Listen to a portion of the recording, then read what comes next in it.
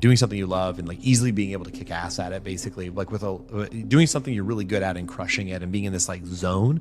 And I feel like this is the guy that's been in that zone, because even the way he was talking about setting up this business and like where it went and the journey it went on and how he got there, and then sort of the impact it was creating. The reason why he's enjoying the journey is because it was easy for him, not because it wasn't hard work, but because he was just like naturally doing an awesome job and believing in what he does.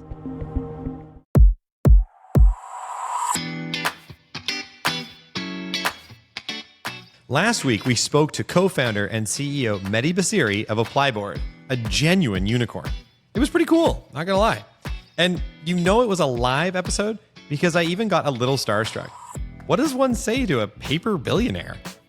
For our show today, Chris and I deep dive into some of the biggest points made by Meti. Are 25% of all unicorns founded by immigrants? Is dealing with work colleagues the same if they also happen to be your brother? How common are unicorns anyway? All this and more on today's episode of Startup Different.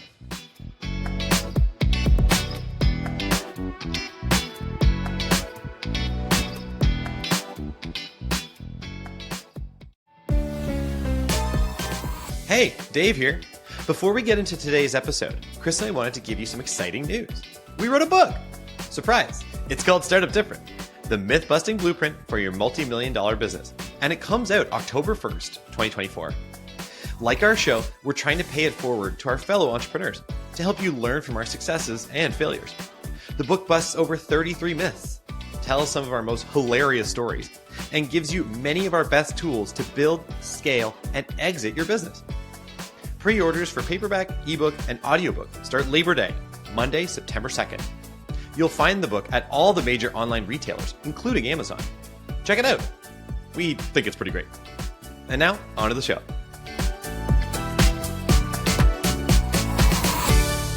Hello, folks. It's Startup Different. I'm David Sigurdsson here in our fabulous new studio. Oh. Chris, what do you think? It's great. Yeah. I feel legit. We're moving on up in the world. We are certainly moving up.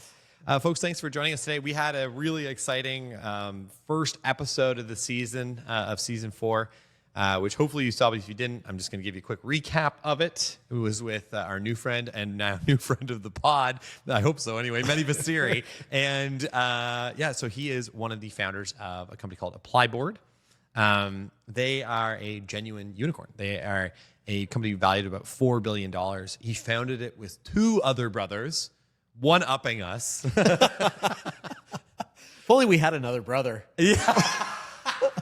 Oh, Mike, sorry about that. There is another Sigurdsson brother for anyone who doesn't know. Brother Mike. Brother Mike. Anyway, so I don't think we would probably start the business with Mike. I love you, Mike, but I don't know if you'd want to be part of AppArmor. But anyway, it was an awesome conversation with Meti. Very interesting. Definitely, I was a little bit nervous.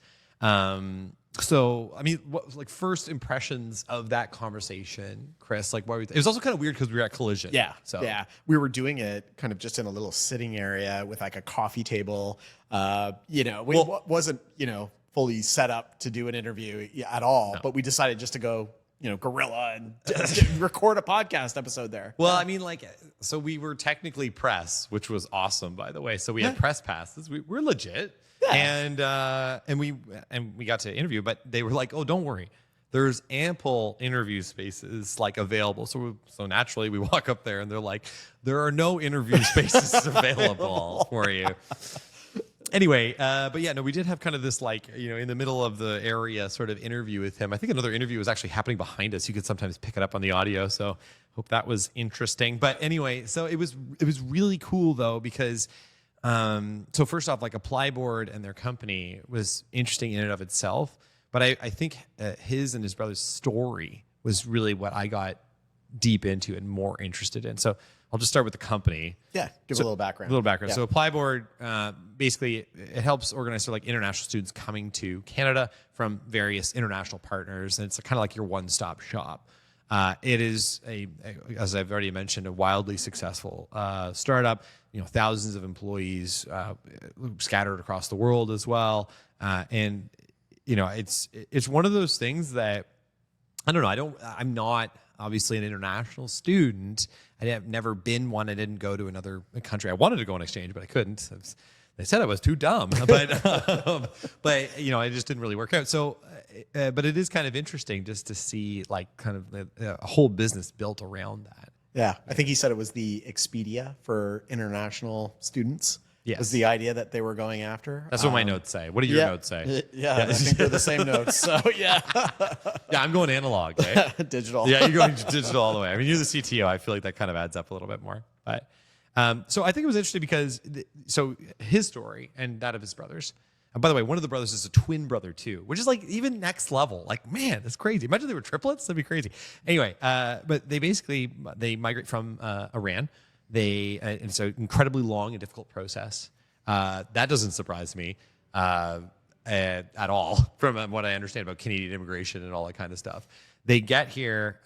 They were like, man, that was a terrible experience just to be international students too as well. And it's just a terrible experience to get here. And they go through school and people keep asking them, how did you do that? How did you get here? How did you figure that out? And it was definitely something that they were like, it was a really tough process and I'll walk you through it or whatever. And then eventually they were just like, we should just structure something so that we can teach others how to do this. They had the problem. They had the problem. They knew the problem intimately. Right? Yeah. They experienced it. Right. And so they could actually build around it. Yep. And so I thought that was actually a pretty interesting thing. And it's obviously kind of a necessity for any business and kind of one of the things I think we've preached many times on this show. Yeah. Which is that you basically have to understand the problem to be able to take it on. Yeah. One similarity I thought I saw there was that their customers were higher ed. Yeah. Which was also what we were selling into. We didn't have time, but I would have loved to have gotten into talking to him about the process of selling to higher ed institutions because it's challenging. I'm sure it'd be exactly the same as what we had. I mean, it's a slow sales cycle. He kind of alluded to it, I think, a few times in the interview. Yeah. He didn't say directly it takes forever, but it does. Well, we know. It does. But it was kind of interesting that it was serving a similar vertical, even if it was a totally different space. And I actually remember we had a few apps that were also focused on international student safety. That's true. So if you were going abroad with an organization that is probably part of their platform, that is probably on their system, like paying customer. If you wanted to keep track of all your students in a certain place, like we could send alerts to people across the globe. So that's where we sort of showed up in that space. But it is kind of interesting to see that business. Now, going back to the brothers for a second. So the twin brother, and then he mentioned in the interview that a couple of things I think are important. First is complementary skills. Right. Okay. And I think that I'm talking a lot. What are your feelings on sort of the complementary skill sets of co-founders, and particularly when it's brothers, I guess, if there's any difference there? As you know, you and I have very different skills, but we do have some overlap. Yeah. And I think that overlap served us well because we could actually kind of like rely on each other a little bit to do certain things. You could be very technical when you needed to. Right. I could do some sales if I really had to. You give away the farm. Right, yeah. right. Yeah. I think we covered this in at Thanks least for 3 mentioning different that episodes. again. Yeah. Everybody knows. Chris gives away the farm. Remember the negotiation series? You're just getting the crap beat out of you over and over again. Chris, we'd like to start by you saying how useless you were at negotiation. We're going to see how much we can beat up Chris's ego today. Right, well, look out, he's getting a bit of confidence. Get him.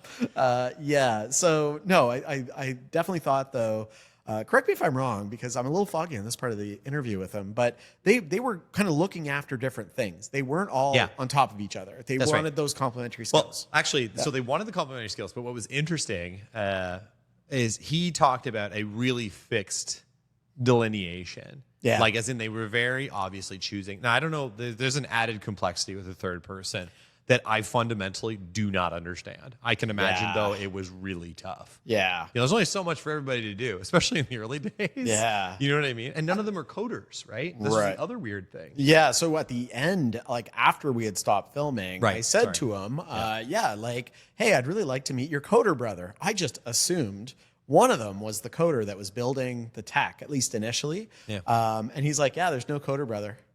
So, blows my mind because that was the model that we had kind of based ourselves off of. One of us was going to be highly technical, building product, that sort of stuff. And the other person being the salesperson. I mean, it's a pretty logical assumption. Yeah. Like I mean, you're a software company for one thing, but there's also 3 of you. Yeah. Like, you're telling me none of you have any? Yeah. It's kind of wild. Pretty surprising. Right. Yeah. But so then they also had this, he mentioned that they had an executive coach.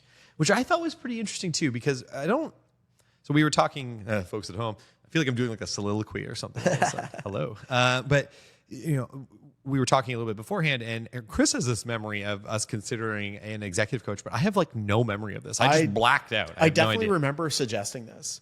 And I probably shouted you down. Yeah. Oh, yeah.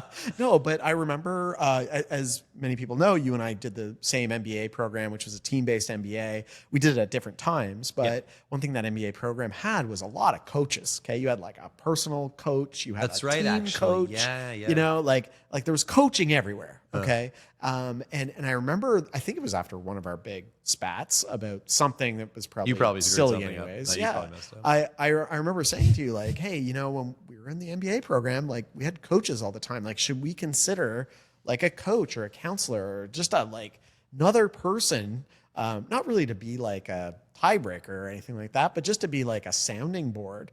I don't think we ever did it. No. But it's interesting that Meti and his two brothers did do it. Maybe because they saw and I'm just extrapolating here, but maybe because they saw that they had another person and it was a bit more of a gong show. Yeah. They were like, we should do this right away. Yeah. You know what I mean? There's a more urgent. Yeah, 50% more brother is too much brother. Yeah, that's a lot. Really, it's a lot more brother. That's when you're into the category that you need some sort of coach or advisor working with you. It's funny too, because I know there's a ton of data out there that having more than two founders for a business is like very, I want to say like sketchy. It's like not a good thing. Really? Yeah. Like a lot of the time, co-founders are generally like is like the best approach. Like really two people. That's the optimal. The optimal is that because if you have one person, sometimes their decision making gets kind of too top down, or they're not good with feedback. Sometimes in effect they end up creating another co-founder through like a more senior employee, or perhaps like an advisory board. Like they have effectively like some level of co-founder-ish support. Okay. Yep. But in all cases, the literature is basically like three is just mayhem. So I thought it was pretty interesting they actually were able to get through that. He also mentioned this sort of like, being able to be candid and direct with brothers. I mean, we know that. We immediately, I'm pretty sure I like shot back and was like, I so empathize with this because it sounded really familiar. Yeah. Like the brothers are just the worst. And so they're hard to work with, but I think it was interesting, and he felt like he could go to bed feeling safe. Yeah. So I thought that was an interesting take. And then he also mentioned that I guess it's like dealing with the brothers, wasn't going to be like better or worse than dealing with like another employee. Like it's like you know what I mean? Like it wasn't going to be only that the brother. So you would know that he would. Can we unpack that? Going. You can go to bed feeling safe. That comment that he made. Can we unpack that a little bit? Is that because it was family, and you knew that even if all hell breaks loose, we're still going to be family. Yeah, like I'm going to see you at Thanksgiving kind of thing. Like, we have to make sure this works. It's not like it's somebody who's not family who's like, you're actually worried they're going to do something, that would harm your company. Like, I don't know this, but there has to be a higher propensity of like fraud or like bad activities or like negative outcomes in like those kinds of really nasty things in scenarios where they're not your family. Right? That's got to be true. Right. Yeah. Right? Yeah. Producer Grant, what do you think about that? Yeah, he's in. Okay. Right. So you can't see him if you're trying to see him on the video. So that was definitely your opinion. That was not data. No, but whatever. No, that was just to be clear to the studio audience here. Let's go to the thing I found really, really fascinating about this interview. And this is data driven. So he made this claim that a quarter of all unicorns, so 25% of all unicorns, were founded by international students. And I was like, that's a big one. Big number. I was like, okay, interesting. And then he actually made some pretty good arguments for it, that there was this like mindset of doing something on your own, going out there, that kind of thing. And he's kind of out of the comfort zone. I thought that was pretty interesting. So I was like, I'm going to back. I can't let that politely nodded. Yeah. Like when we heard that data. Yeah. And like, okay. And then I agree with the idea that because they're out of their comfort zone. Definitely. What I wasn't sure was that fact. It just seemed like a big number. 25% of all unicorns. Yeah, it seemed like a big number. Now, mind you, we were talking to somebody who's an international student who founded a unicorn, so we probably should have bought it a little bit more. But anyway, so I looked it up because I wanted to know, and he's totally right. Really? Yes. Amazing. Okay, which I was blown away by. It's a Forbes article. It's sourcing, legitimate sources, real data, and it gets better. And I'm going to do a little bit of reading here on my notes. So the interesting thing is that so there was the 25%, and it's actually higher if you zoom out from international students. Forums found data that says that immigrants have founded 55% of all unicorns in the United States. Wow. Okay. So this is totally blew my mind. Okay. So the direct quote here is, immigrants have started more than half, 319 of 582, or 55% of America's startup companies valued at $1 billion or more, said the analysis. Moreover, nearly 2/3, so 64% of US billion-dollar companies, so unicorns, were founded or co-founded by immigrants or the children of immigrants.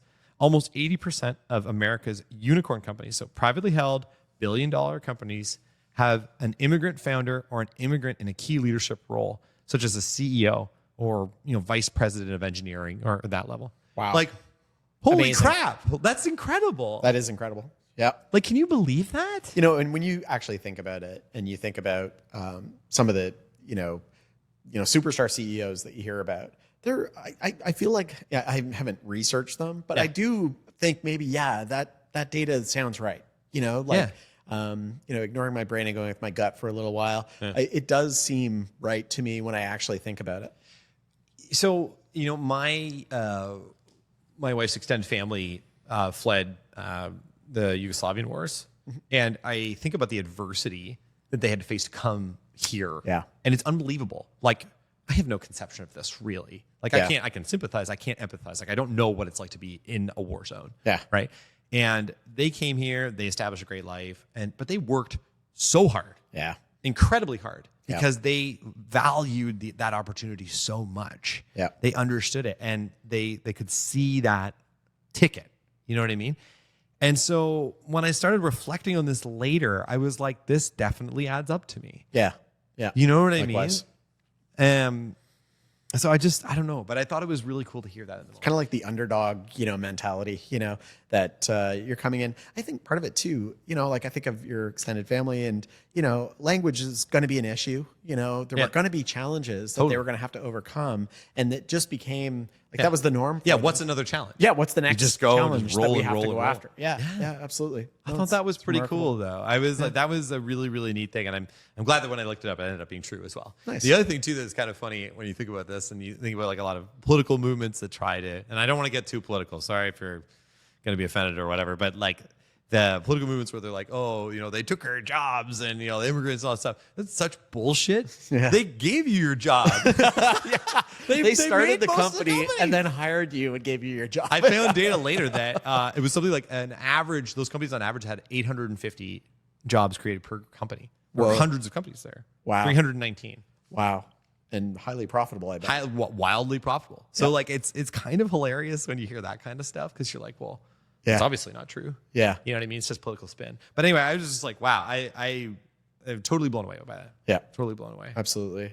I do want to key in on one of the other things that we heard from Meti, which was, don't focus on the destination, enjoy the journey. Okay. And There's like a really good pun as well for like the whole experience he's had in the business he had. Yeah. Yeah. Sorry. I can't let a good pun go. That was a good pun. Anyway, sorry. So, and I think about our business, and I think I was thinking too much about the destination and not enough. I didn't realize at the time how much I was enjoying the journey. And then, after having gone through an acquisition and an exit and all that sort of stuff, I really missed that journey. I'm jealous that our team is still on that journey, and I kind of wish I was back there. It wouldn't make any sense for a whole bunch of different reasons, but I am a bit jealous that they're still on that journey, and it's. I definitely miss it too at times. I think I miss the people a lot. And the journey. I think that's the, what is the most interesting part of any journey? And when you go traveling, it's not generally the airplane ride. It's maybe the people you talk to on the airplane ride, or the people you meet there, or the cultures, the different kinds of, the things you're exposed to. And I think missing that on a day-to-day basis is tough. But that being said, I do also think back about some of the tough days in the business where the journey was a bit rocky, and that's kind of, I don't miss that so much. I definitely miss the good times. Yeah, the bad times really stick with you, unfortunately. But there were a lot of really good times, a lot of really good journey moments. That I do miss. Yeah. So I think also that makes me think of And we're actually going to have a guest a little bit later in this season where we talk about flow. Good friend of mine, Rishi Bahari, really, really excited for that actually.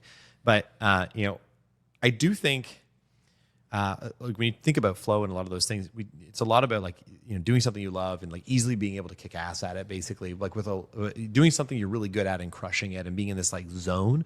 And I feel like this is a guy that's been in that zone, because even the way he was talking about setting up this business and like where it went and the journey it went on and how he got there and then sort of the impact it was creating. Right. You could tell that he was really enjoying that experience, and it was the kind of guy who was just, the reason why he's enjoying the journey is because it was easy for him, not because it wasn't hard work, but because he was just like naturally doing an awesome job and believing in what he does. Cool. Do you know what I mean? Yeah. I think he was very much living, because he knew that pain of having gone through that process. So his journey was, part experience, but part, kind of making, I don't know. We always like to talk about how we want to pay it forward. Okay. And I think part of his product, his company, was about paying it forward for the other international students that we're going to have to then follow in those footsteps, making it easier for them. So yeah, I like that part as well. Yeah. Very cool. Very cool. Well, I don't want to leave this episode without kind of thinking about one other thing that I thought was kind of interesting. So we did meet like a genuine unicorn. I know this is a bit of a curveball, but I don't really like the term unicorn. Why? I don't know. Doesn't it feel where kind of where buzz? did that come from? I don't know. It's got one horn. I don't know. I actually, fun fact, I thought that. Well, no, I mean, why did like billion-dollar companies start to be called unicorns? Like, I have no idea. Who coined that? If you know, let us know in the comments of this episode, or post a reel or something. But I just find it interesting because, I find that term kind of annoying because it's like, I don't know if it's fair to say it's like trivializing it or if it just feels like less valuable. But I was like, it's such an impressive thing that he's done. Yeah. You're like, it's so easy to label it as just unicorn. Like that's awesome. But it's also like, that's a multi-billion-dollar company. Yeah. Like that's amazing. It's remarkable. Yeah. Like I would love to have a multi-billion-dollar company. Like I don't think AppArmor was ever going to be a multi-billion-dollar company. Well, I don't know. Yeah, it would have been difficult. It's part of one now. Sure. Yeah, it's part of one now. Yeah. It's a piece of one now. Yeah. But yeah. Like over the time frame, like that, I think I'm going to get this wrong, but we will put it correctly in the description. But I think ApplyBoard was like, I want to say 2015, 2014, something like that. Really? That it was founded. Like Was it really? Yeah. I thought it was earlier than that for some reason. Oh, I don't know. Maybe I'm wrong. Maybe they came over earlier for school and everything like that. Yeah. But like that's incredible. That is remarkable. Yeah. Yeah. It's like averaging like $100 million a year. Yeah, exactly. Actually, it's even more. It's more than 1 billion. It's $4 billion. It's incredible. Yeah. Anyway, Yeah. I just think it's a really interesting story. Yeah. So, folks, if you get a chance, check out our previous episode on it. Really good interview with Meti Basiri of ApplyBoard, CEO and co-founder. Absolutely loved it. Chris, thank you for joining me for this debrief conversation today. Very cool as always. Folks, I hope you enjoyed our new studio. If you're listening to us on podcasting platform with no video, check us out on YouTube. We got a sweet new studio, and we will have another episode next week with another expert guest. We are looking forward to it. Until then, that's been this episode of Startup Different. Hey, you made it all the way to the end of the episode. Nicely done. If you enjoyed this episode, like, comment, and subscribe wherever you get your podcasts so the almighty algorithm can help others find us. Want more from Startup Different? Check out our book, Startup Different, the myth-busting blueprint for your multi-million-dollar business. Follow us on social. We're big on YouTube, Instagram, and LinkedIn. You can also check us out at startupdifferent.com. Special thanks for this episode to Graham and our friends at Toronto Podcasts. Visit them at torontopodcast.ca. See you next week.